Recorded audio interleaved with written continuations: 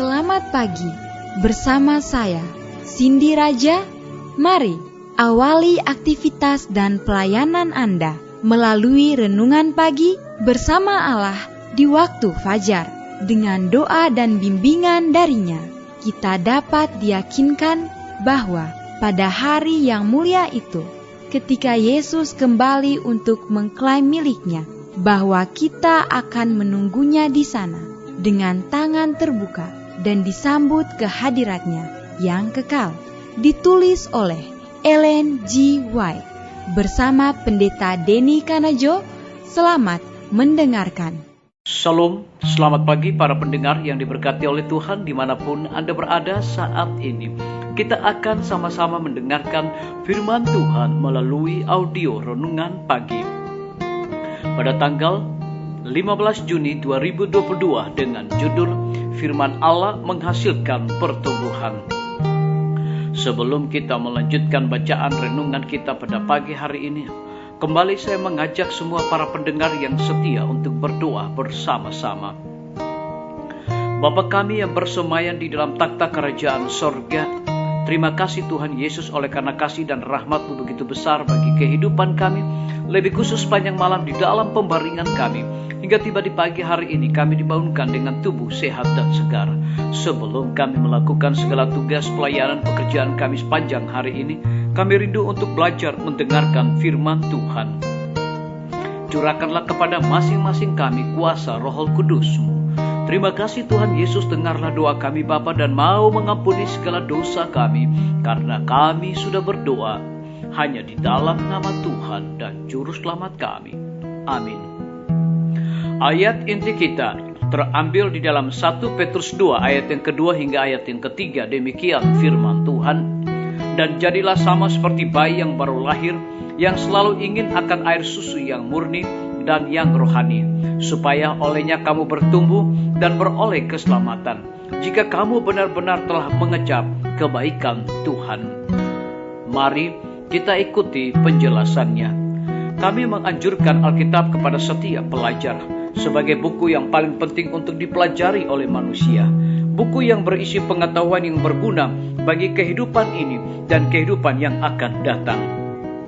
Para murid yang sudah sangat mengenal kebenaran firman Allah dan merasakan kuasanya yang mengubahkan dalam hati mereka, akan menampilkan karakter Kristus kepada dunia dalam suatu kehidupan yang teratur dan dalam percakapan yang saleh. Disalin dari buku Counsel to Teacher halaman 395 dan 396. Sebagaimana halnya dengan hidup itu sendiri, demikianlah juga dengan pertumbuhan. Allah lah yang membuat kuncup bunga mekar dan bunga itu berbuah. Dengan kuasanya lah benih itu bertumbuh, mengeluarkan buah, mula-mula tangkainya, lalu bulirnya, kemudian butir-butir yang penuh isinya dalam bulir itu. Tumbuh-tumbuhan dan bunga-bungaan bertumbuh bukanlah karena kekhawatiran atau usaha mereka sendiri, tetapi hanyalah dengan menerima yang disediakan Allah untuk melayani hidupnya. Anak kecil pun bukan dengan kuasa dan keinginannya sendiri dapat membesarkan tubuhnya sendiri. Demikian juga engkau bukan dengan kuasamu sendiri atau dengan kekhawatiranmu atau usahamu sendiri untuk mendapat pertumbuhan rohani.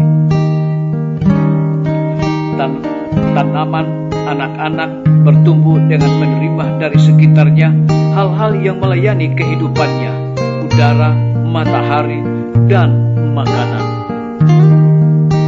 Sebagaimana segala pemberian alam ini kepada hewan dan tanaman, demikian jugalah Kristus kepada orang-orang yang berharap padanya. Di dalam anugerah anaknya yang tiada tarah itu, Allah telah melingkari seluruh dunia ini dengan satu suasana anugerah, sama seperti udara yang berputar di seluruh dunia ini. Semua orang yang memilih menghirup udara yang memberikan kehidupan ini akan hidup bertumbuh menuju standar di dalam Kristus, baik laki-laki maupun perempuan. Sebagaimana bunga menghadap matahari, demikian pula seharusnya kita berpaling kepada matahari kebenaran itu, sehingga tabiat kita dapat diperkembangkannya menjadi serupa dengan Kristus. Disalin dari buku Kebahagiaan Sejati, halaman 84 dan 85. Biarlah bacaan renungan kita saat ini akan menjadi berkat bagi kita semua. Mari kita tunduk kepala dan kita berdoa. Terima kasih Bapa di sorga oleh karena kebenaran firman-Mu di pagi hari ini memberikan satu kekuatan, semangat untuk kami melakukan segala tugas pelayanan pekerjaan kami sepanjang hari ini. Lebih daripada itu, memberikan satu penekanan khusus.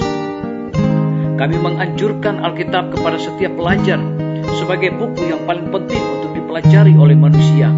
Buku yang berisi pengetahuan yang berguna bagi kehidupan ini dan kehidupan yang akan datang. Terpujilah nama Tuhan. Pada pagi hari ini hamba berdoa untuk pemerintah kami.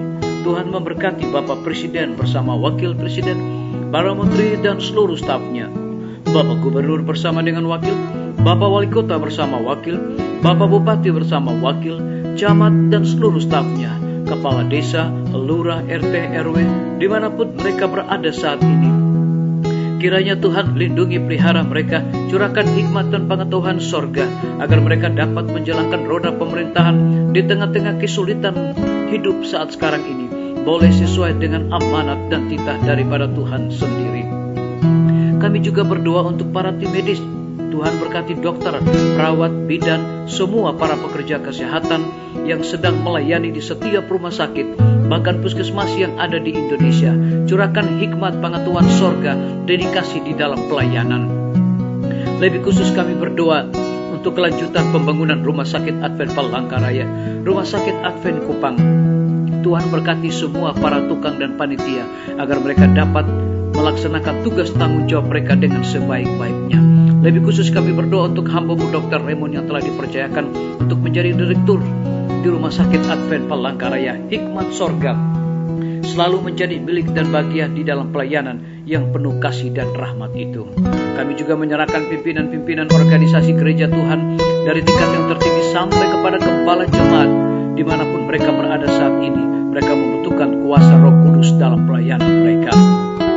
Kami berdoa untuk guru-guru, kepala sekolah dan setiap siswa. Tuhan curahkan hikmat pengetahuan sorga untuk mendidik anak-anak untuk memiliki karakter Yesus Kristus. TNI, Polri, PNS, wira swasta, petani, pedagang, nelayan, ojek online, dan saudara-saudara kami yang ada di dalam penjara. Tuhan lindungi, pelihara mereka, cukupkan kebutuhan mereka. Kami juga berdoa untuk para pendengar yang setia yang berulang tahun saat ini.